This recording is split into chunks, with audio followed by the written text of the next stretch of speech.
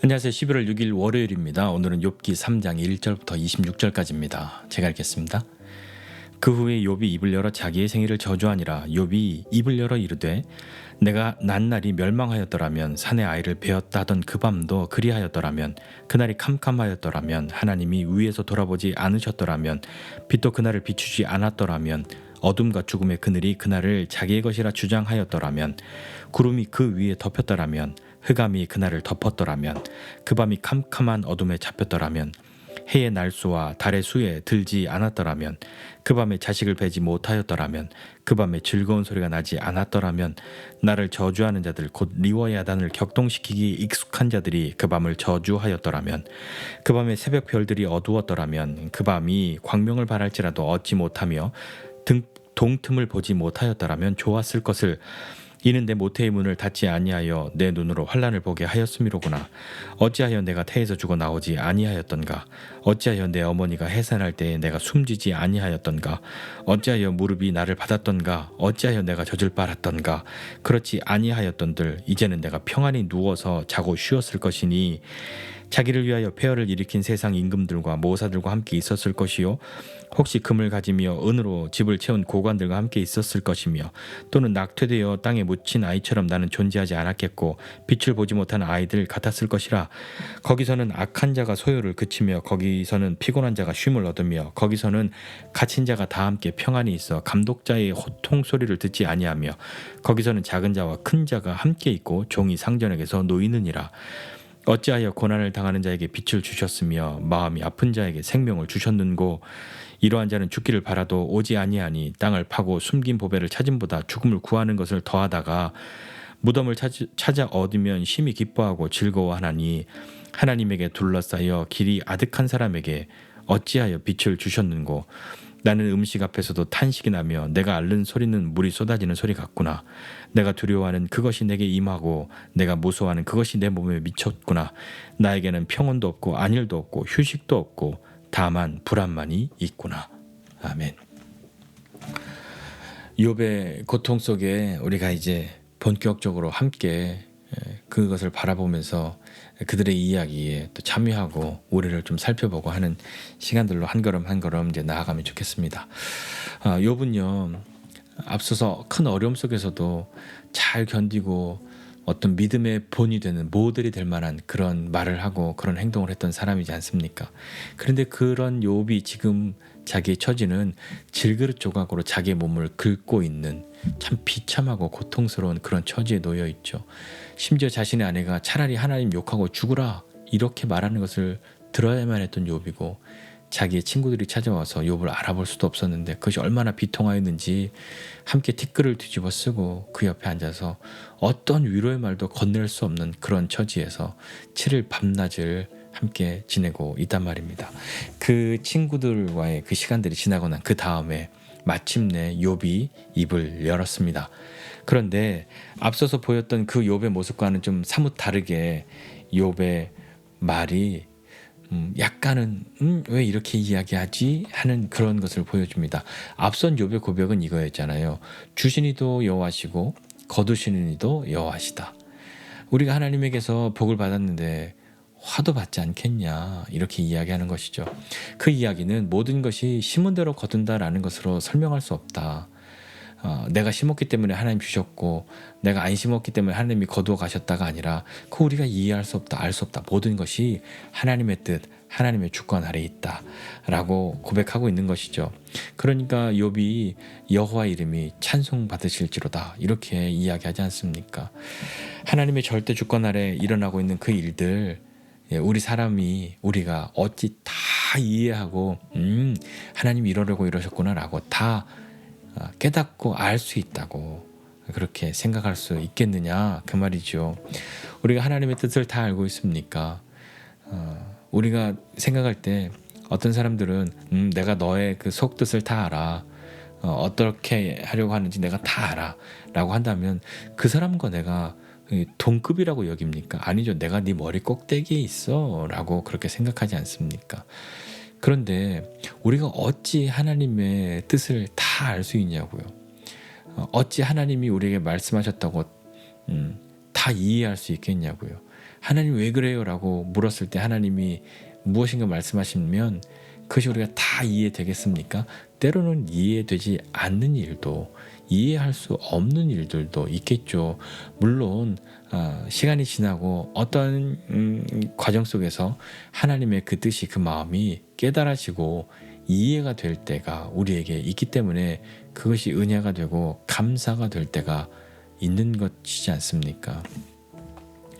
자신에게 일어난 일들을 다 이해하고 또 납득해 보려고 욥도 아마 고난 속에서 생각했을 겁니다. 욥이 하나님 앞에 그렇게 온전하게 있었던 사람인데 내가 도대체 무엇 때문에? 라고 생각해 보지 않았겠습니까? 그러나 욥에게는 그런 일이 없는 것이죠. 마침내 그가 꺼낸 말은 무엇이냐면요, 그 질그릇으로, 그 조각으로 자기 몸을 긁고 있는 그 욥이 7일 동안이나 그 고통이 없어졌기 때문에 드디어 말한다가 아니라 여전히 그 고통 속에 있으면서 그가 하는 말은 무엇이냐면, 차라리 태어나지 않았더라면, 차라리 내가 엄마 뱃속에서 죽었더라면, 차라리 내가 낳다가 죽었더라면 그러면 더 나았을 것을 하는 이야기를 하는 거죠. 죽었으면 내가 이런 것 안 겪었을 텐데 하는 그런 마음이지 않습니까? 근데 그 말은요, 하나님 도대체 왜 나를 태어나게 하셨습니까? 라고 하나님을 원망하는 것은 아닙니다. 어머니 왜 나를 낳으셨습니까? 하고 부모를 원망하는 것도 아니죠. 욥의 그 말은요, 원망의 말이 아니라 이게 너무 고통스럽고 너무 힘들고 너무너무 괴로우니까 그의 그 마음을 토로하는 것이지 않습니까? 많은 사람들도 그렇게 이야기하고 생각하는 사람이 있죠. 너무 힘드니까 차라리 죽었으면 좋겠다.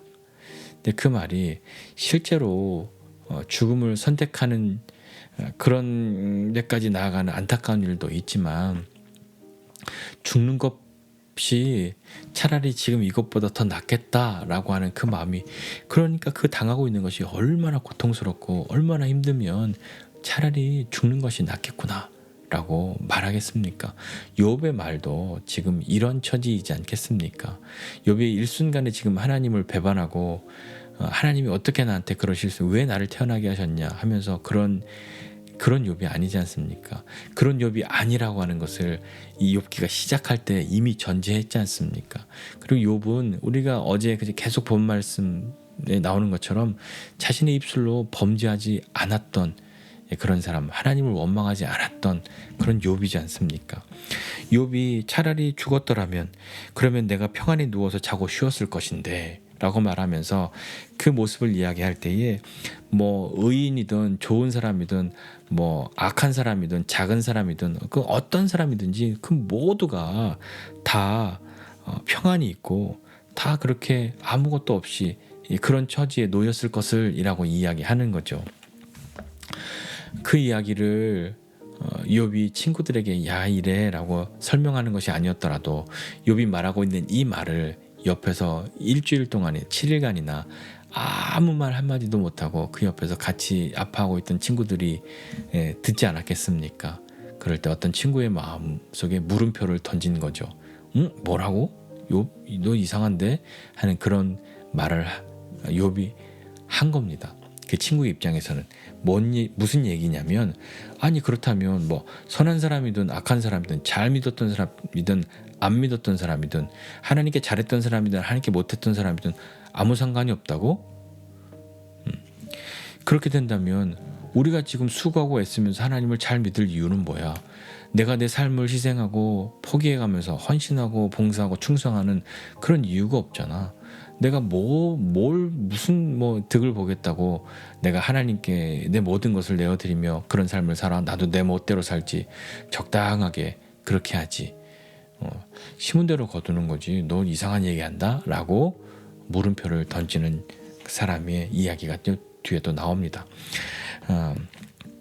그러면서 욥이 계속해서 하는 이야기는 20절 이하에 보면 욥은요, 나는 죽고 싶어도 죽을 수도 없어 라고 이야기하고 있습니다. 정말 죽고 싶은 마음이 있는데 차라리 태어나지 않았으면 하는 그런 마음이 있을 만큼 고통스러운데 어떤 사람들은 차라리 죽는 것이 낫다고 그 죽음 그 무덤을 찾으면 그러니까 죽으면 심히 기뻐하고 즐거워하는데 악인들도 좀 그런 사람들도 그렇게 되는데 하나님은 어찌 고난과 고통을 당하는 사람들에게 빛도 주시고 마음이 아픈 사람에게 생명도 주시는가? 그러니 하나님 죽을 맛입니다 라고 하는 것 아니겠습니까? 하나님은요 욥이 앞서서 고백했던 것처럼 복도 받았은즉 화도 받지 아니하겠느냐 라고 말한 그 말과 마찬가지로 하나님이 고난당하는 사람에게 죽음으로만 말씀하시는 것이 아니라 마음이 아픈 사람에게 징벌하시는 것으로 그렇게 하는 것이 아니라 고난당하는 자에게 빛을 주시고 마음이 아픈 사람에게 생명을 주셨는가? 나 정말 죽고 싶은데 죽을 만큼 괴로운데 하나님이 나에게 빛과 생명을 주셔. 죽을래도 나는 못 죽는다 하는 그런 마음을 지금 토로하고 있는 것 아닐까요? 모든 것이 인과응보라는 것으로 귀결되지 않는다 하는 것을 다시 한번 생각하면서 욥이 당하는 고난은 우리가 알고 있듯이 욥이 무엇인가 잘못했기 때문에 당하는 고난이 아니다라고 하는 것으로 욥을 이해하고 그런 입장에서 보아야 합니다. 근데 그것은 우리만 알고 있는 내용이고 욥은 지금 왜 이런 일을 당하고 있는지 모르고 있는 상태인 거잖아요. 욥의 그 마음을 헤아려 볼 수 있으시겠습니까? 우리 살다 보면 진짜 죽는 게 낫겠다. 차라리 죽는 게 낫겠다 할 만큼 고통스럽고 힘든 때가 왜 없겠습니까? 그런 일이 나에게도 있고 우리 주변에도 있고 그러지 않습니까? 욥이 계속해서 하는 이야기는 내가 하나님에게 둘러싸여 길이 아득한 사람, 그러니까 이렇게 고난받는 사람에게 어찌하여 빛을 주셨는고 하는 겁니다. 음식 앞에서도 탄식이 나고 앓는 소리는 물이 쏟아지는 것 같다라고 말하면서도 자신에게 내가 두려워하고 있는 그것이 내게 임하였고 내가 모수하는 그것이 내 몸에 미쳤다. 그러니 나는 지금 평온도 없고 안일도 없고 휴식도 없고 불안만이 있다라고 이야기하는 거죠.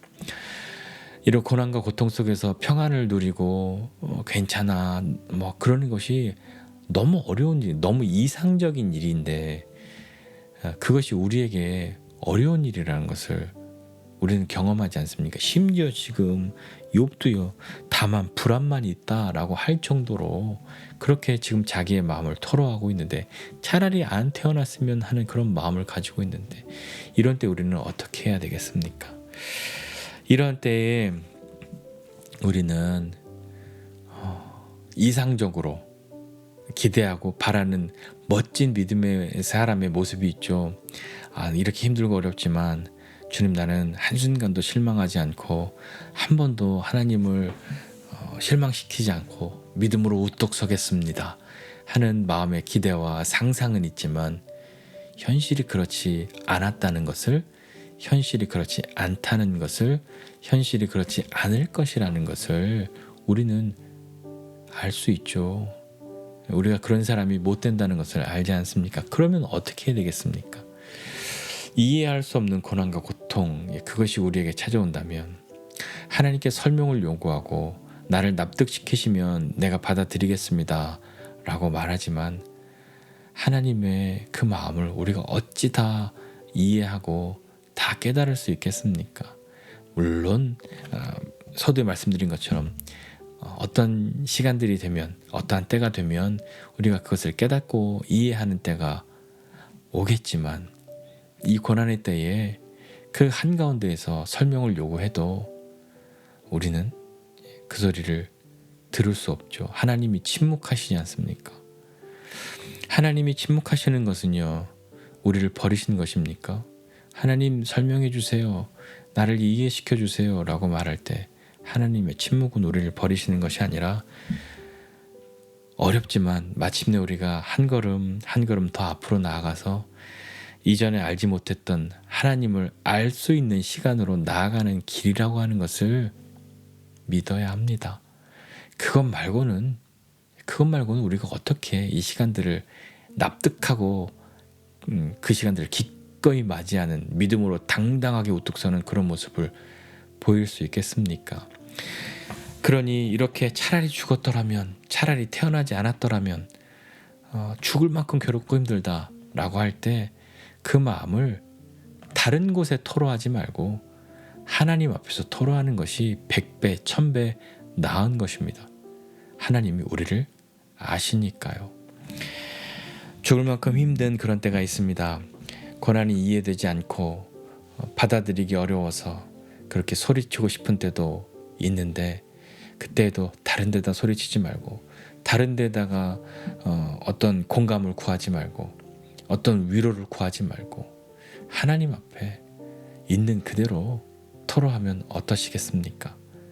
하나님은 우리의 모습을, 우리가 하는 그 어떤 것도 감당하기는 힘들다, 그런 하나님이 아니십니다. 우리를 아시는 그 하나님이 우리의 하나님이시니, 혹 우리 인생 가운데 어려움이 찾아오고 이해되지 않는 때가 온다 하여도, 멋진 믿음의 모습으로 있지 못한다 하여도, 우리의 그 고통을 토로하는 말이 이렇게 거칠고 무서운 말이라고 하여도 하나님 앞에서 하시는 것이 어떻겠습니까? 정말 도대체 나한테 어떻게 하라고, 어쩌라고 나에게 이런 일이 있단 말인가 하는 그때에도 하나님은 우리의 하나님이십니다. 참 어렵습니다. 어려움을 당한다는 것 자체도 참 어렵고요. 그 어려움을 잘 이겨내야만 한다는 것도 어렵죠. 그러나 하나님이 우리를 아십니다. 여기서 제가 우리 사랑하는 지체들에게 이것이 정답이니 이렇게 하셔야 합니다라고 이야기해도 저도 쉽지 않은 일이고요. 그러나 우리가 꼭 붙들어야 하는 것은, 이해했기 때문에 모든 것을 다 할 수 있는 것, 그것뿐만 아니라 이해되지 않아도 붙들 수 있는 것은 있어야 합니다. 그것은 하나님, 나 이해되진 않지만 죽을 맛인데, 정말 이렇게 힘든데 그래도 나는 이 마음으로 숨김없이 하나님 앞에 있을 겁니다 하는, 그것이 우리를 살리는 길인 것을 믿고 하나님 앞에 있는 저와 여러분 모두가 되시기를 주님의 이름으로 부탁드립니다. 기도하겠습니다. 하나님 아버지, 은혜와 사랑을 감사드립니다. 하나님, 정말 욥의 고백과 같이 태어나지 않았더라면, 차라리 내가 없었더라면 하는 그런 마음이 들 만큼 고통스럽고 힘든 삶의 순간들이, 삶의 그런 때들이 우리에게 있습니다. 그리고 있었습니다. 그리고 혹 그런 시간들이 있을지도 모릅니다. 그러나 주님의 도우심을 구하는 것은, 그러한 때가 되었더라도, 그런 때를 만나더라도 우리가 다른 곳에 우리의 위로를 구하지 않고 하나님 앞에 우리의 있는 모습 그대로, 우리의 거친 말 그대로 주님 앞에 토로할 수 있는 사람 되게 해주십시오. 주님 앞에 있음이 우리가 살 길인 것을 믿고 하나님 앞에 있는 우리 모두가 될 수 있도록 주님 은혜를 더하여 주시옵소서. 힘을 더하여 주시옵소서. 붙들어 주시옵소서. 예수님의 이름으로 기도드립니다. 아멘.